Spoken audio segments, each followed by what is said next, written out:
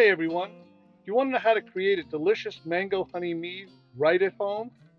Today I'm showing you our brew day and our process of making this tropical delight.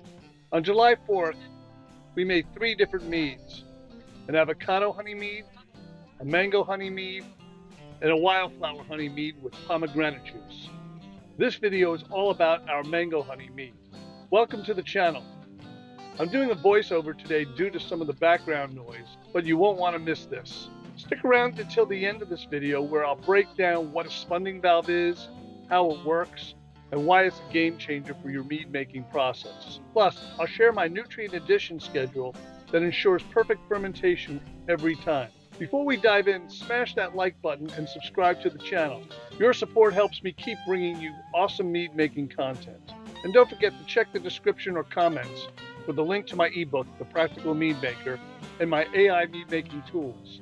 Whether you're a seasoned brewer or just starting out, these resources will elevate your mead making journey. In this mead, we use mango honey from Hawaii.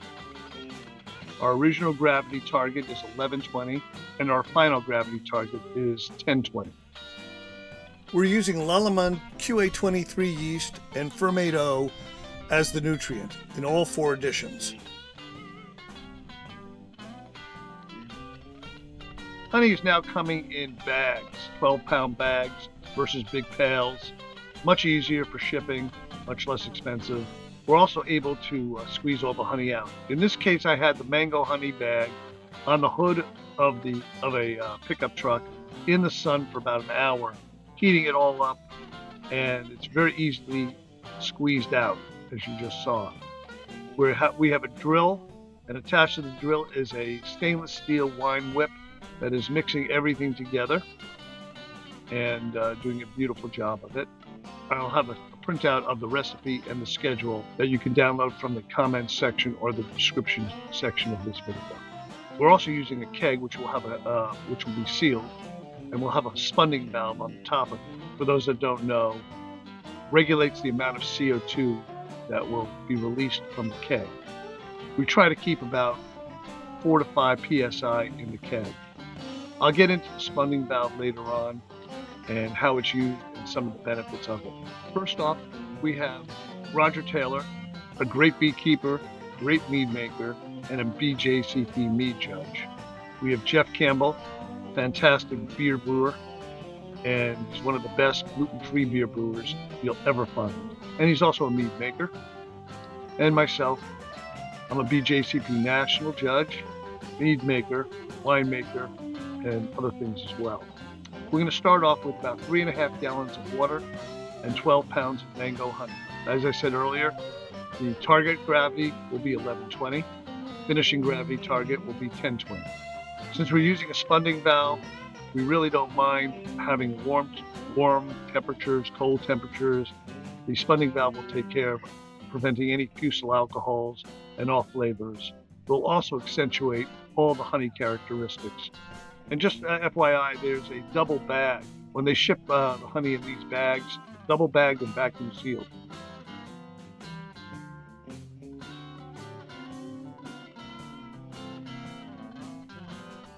We'll be using 3 refractometers and a hydrometer. I really don't like using refractometers. They're generally all over the place, but they're convenient.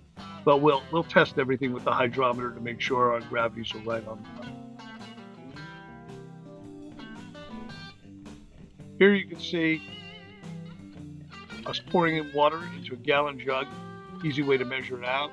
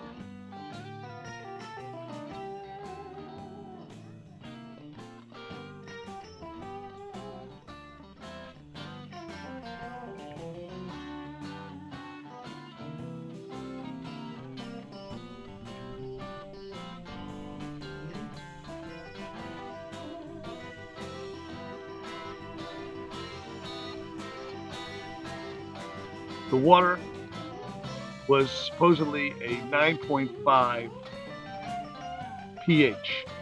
We got it from the water store. We tested it with 3 different pH meters.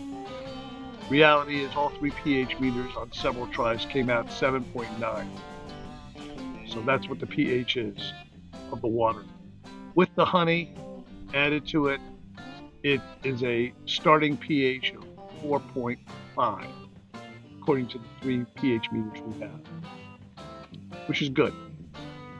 We should not have a problem with mead stalling out during this fermentation because of it. So we're done mixing the honey and testing the gravity. We're going to pour it into the fermenter now.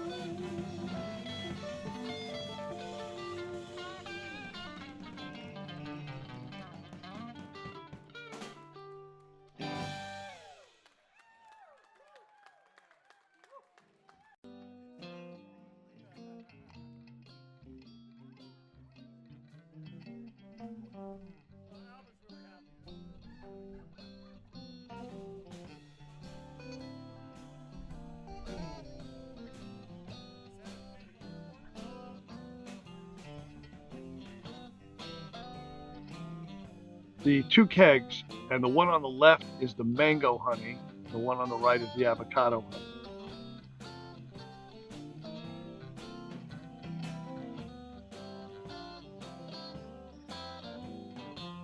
In the mango honey, we will be pitching, as I mentioned earlier, Fermento, approximately 1.25 grams, 1 to 1.25 grams per gallon. We have a little bit over 4 gallons with the combination of the honey and the water, because the pH is about 4.5. So here we pitched 4 grams of Fermento. It's what I prefer using. It's organic. It does not have DAP in it. And I'm very sensitive. I can taste nutrients, I can taste DAP, and I don't like it. Anyway, it does a great job. And we're going to use the Fermento in all 4 nutrient additions. And that staggered nutrient addition process is documented in, as I mentioned earlier, in a PDF file that will be attached to the description and the comments section that you can download from. Okay.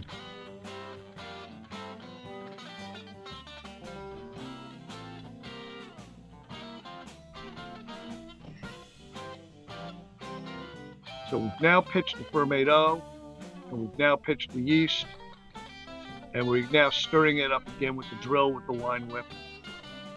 And then we're going to follow that with a 2-minute to 3-minute oxygenation.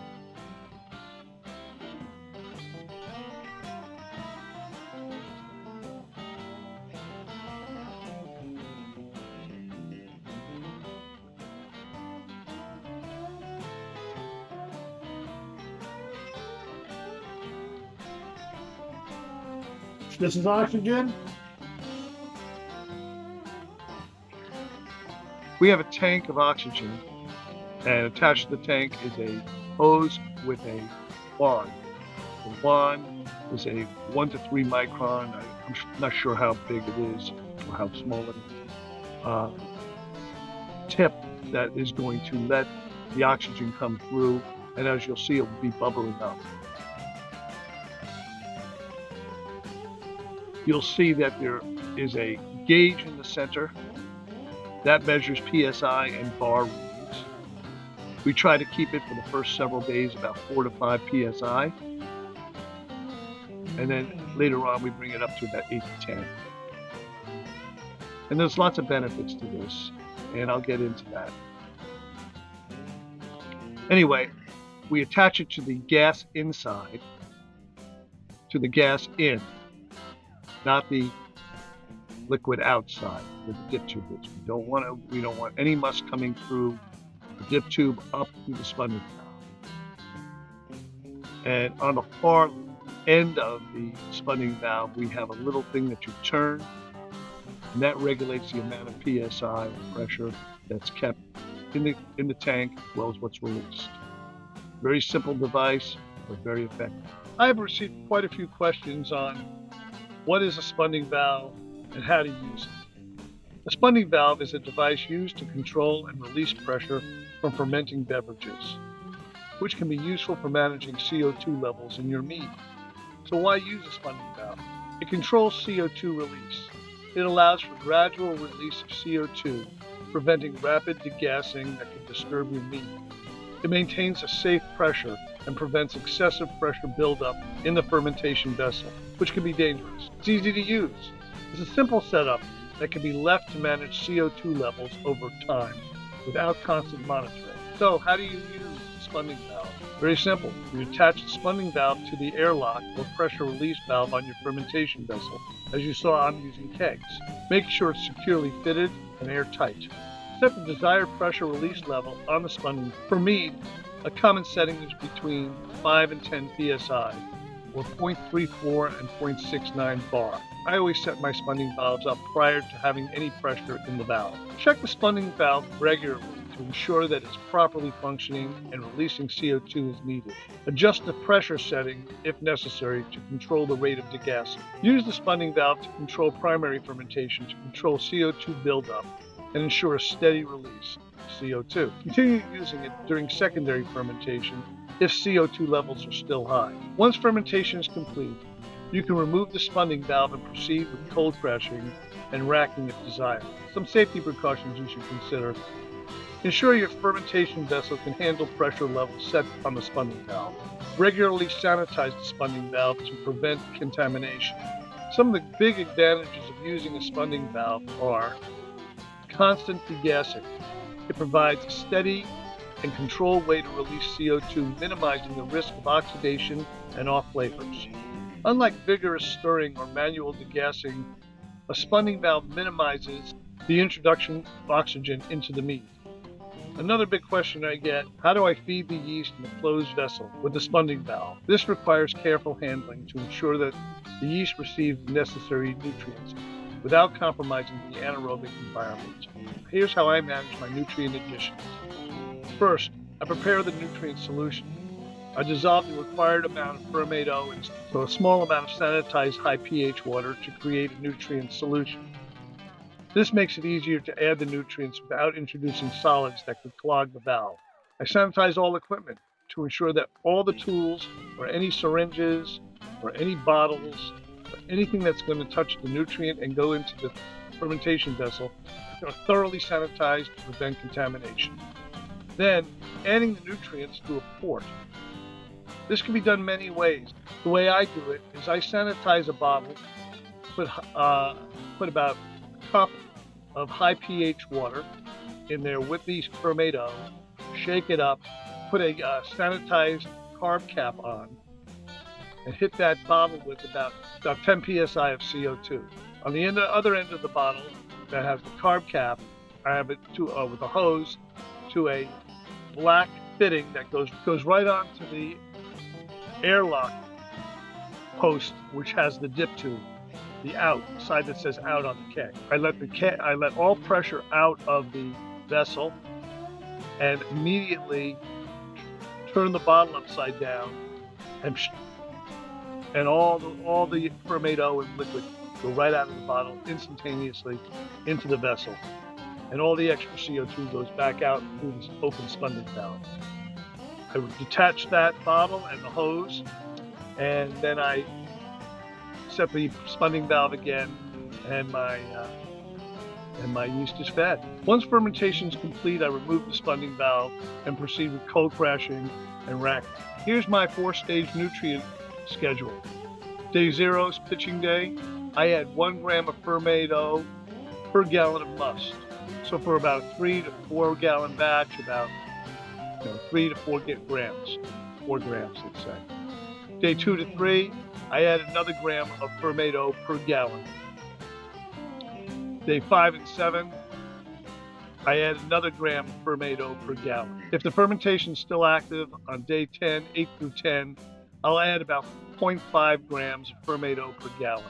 Don't forget to check in the description or the comments for a link to my ebook, The Practical Mead Maker, as well as my AI mead making tools. Whether you're a seasoned mead maker or just starting out, these resources will enhance your mead making experience.